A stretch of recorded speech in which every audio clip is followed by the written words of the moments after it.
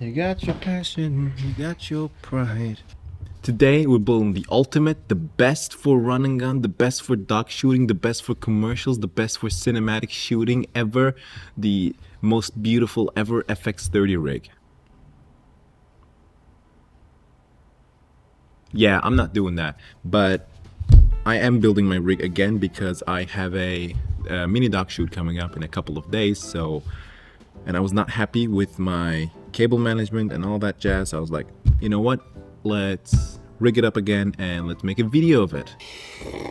So we're gonna be building the whole thing around the FX30 and this lens, which is the laowa Nanomorph 28-55 zoom lens. And you know, those two are gonna be like the main things that we build this thing around. And I have the Proteus lens. This is the 60. I have a 35 on the C500 Mark II right now. So I have the FX30 here, and this is going to be like the main thing that we built this whole thing around to. And I have a small rig cage. Now this is going to be very important for some stuff. And I'm just going to start with the base plate. But I also want to talk about something, because in theory, you can also just put the PL adapter on. You can just run the whole thing like this, and no one would bat an eye, and it would be still very beautiful and a still very good image, you know. But the thing is, this is not cinematic, is it? Like, this doesn't have the, it doesn't tell you like, oh my god, this is professional. And I don't want to do it this way. I guess we could start a whole conversation about, for stuff like this, do we really need rigs? Do we really need rigs? But that is not fun. And let's be honest, building rigs are super fun. So I don't make the rules, and I have a small rig cage. Now this is gonna be very important for some stuff. I'm just going to start with the base plate. So this is a small rig base plate again. And the most important thing is this is like a heightened thing. I need that height because I'm running a lens support. Proteus and the Nanomorph, they're fat lenses, so I'm running lens support and I'm gonna need that for that. Now one thing here is I also purchased the Tilta base plates, which I found them to be really beautiful in design, but they don't really work with the small rig cage. I mean, they can work with the small rig cage, but the small rig cage has this kind of like lip here. This one does not quite fit with that small with that Tilta base plate, so you can't just like slide it into it because it will be off center and it won't just close really. I unfortunately sent them back, so I cannot show you the footage, but there are also other ones with like just the with a quick release plate and then the base plate, but you can't use that either because the small rig cage has like a bigger, like quarter 20 or like 1/8, I don't know what this is, like bigger and then smaller one. So the base plate needs to have, that quick release plate needs to have those two, but the Tilta ones don't. Tilta ones have two smaller ones, the cage and the base plate, so it won't just fit into both. So it could just fit into one, but the other one won't fit in, so you will have to like modify that thing, which I didn't want to modify. So it will only hold with one screw, which is not stable because the camera does turn even if you like screw it really hard. It's just a 1 point. Something to have in mind. So if you're planning to, you know, change up those stuff, don't do the mistake that I did. You're gonna have to sending it back, or you can just run it like that. So here, and locks like this. Now one thing about the small rig base plate, as you can see, I have a gaff tape here because I think the logo is hideous. I think this is the old small rig logo, I believe. I don't know. I think it looks hideous on that, so I just put a gaff tape on it, black gaff tape on it, so it looks a bit more beautiful, I guess. I have two of 30 centimeters. Yeah, about 30 centimeters, 15 millimeter rods, which... Okay, so this looks something like this, which is a nice looking thing.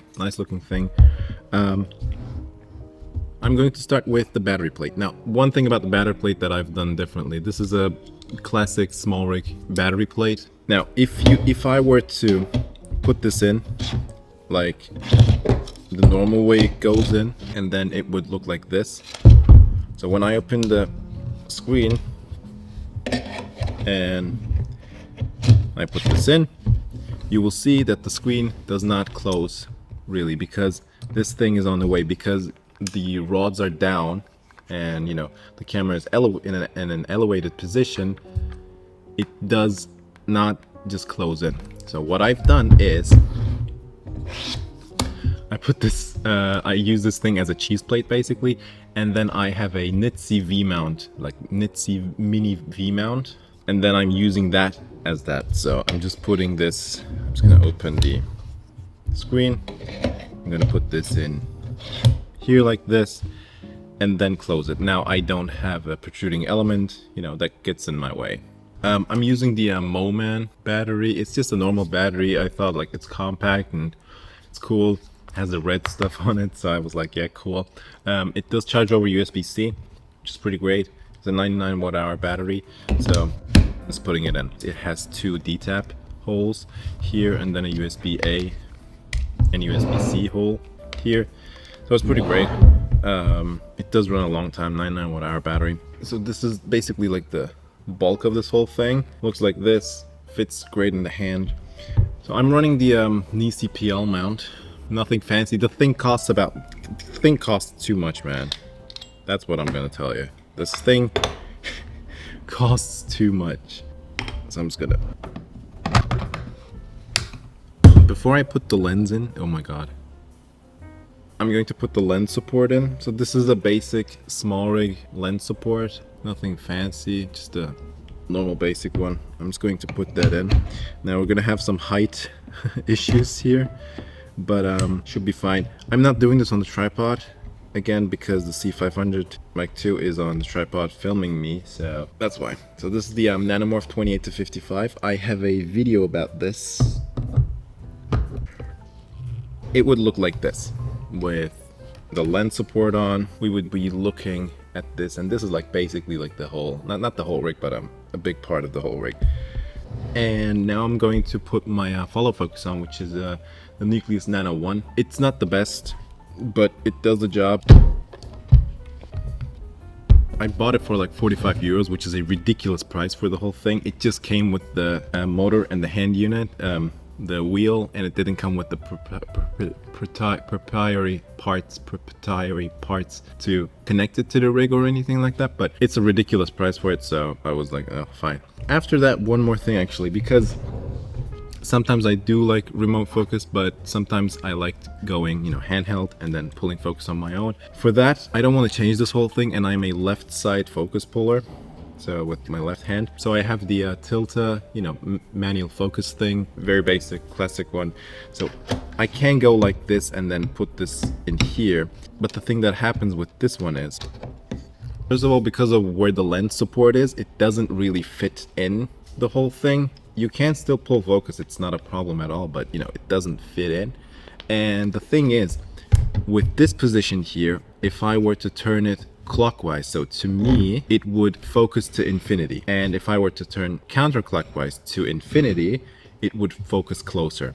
So it's very counterintuitive and not how my hand wheel is set, which is exactly why I've come up with this solution, which is a basic 15mm rod. Adapter comes in with the mini follow focus. So I'm just going to put this in here so that it kind of stays like this. Just gonna turn it. We're kind of looking at this. Oh my god. And voila. So when I focus to infinity, it actually goes to infinity, and when I focus to close focus, it actually comes to close focus. So kind of looks like this, and I usually go something like this, maybe, you know. I run it like this, so it works out pretty well.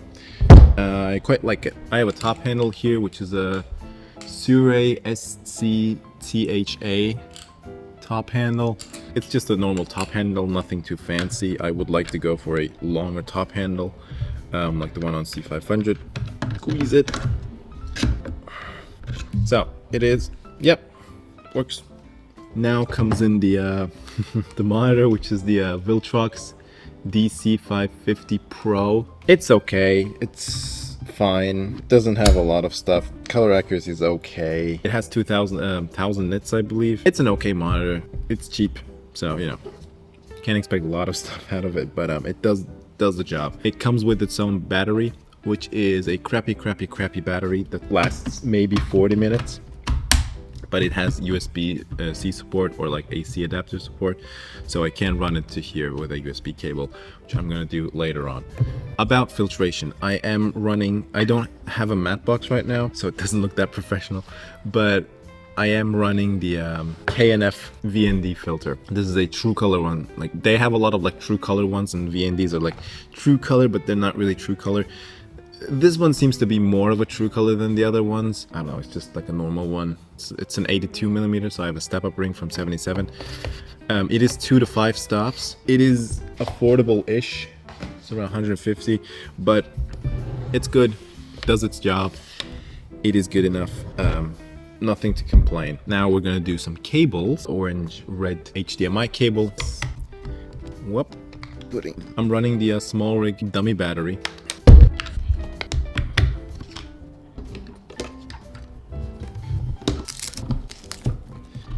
This is done. Kind of looks like this, and voila.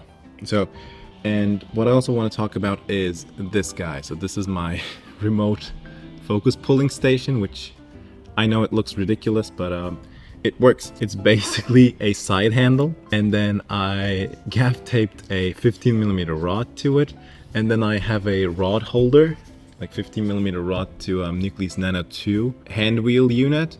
But it doesn't work with Nucleus Nano 1, and I did not know that when I bought it. So I have it on the rod, and then I'm using double-sided tape to connect the hand controller there, hand wheel there, which is a very incredibly janky solution, but it works. And I have a phone mount here, so I'm running my phone here with the Sony app always. So I can just go around and then pull focus or like give it to someone and they can take a look at it.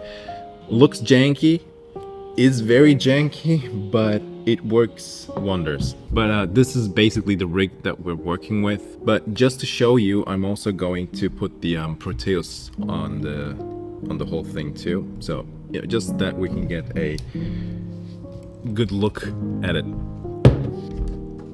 So it would look something like this, which is I know it's like a ridiculously big thing, but it looks also super cool, and it does work really well too with Super 35 sensors like the FX30. So this was basically the whole thing, but I like to thank laowa again for sending me the 28 to 55. This is not, I don't get to keep the lens, but it is for the projects there, so it's pretty great that they support small creators like I am, and very thankful for that. So yeah, that's that. Other than that, everything that I've talked about will be listed down below, and yeah, I guess that's it. I guess I'll see you in the next one. I'm thinking if I have anything more to say.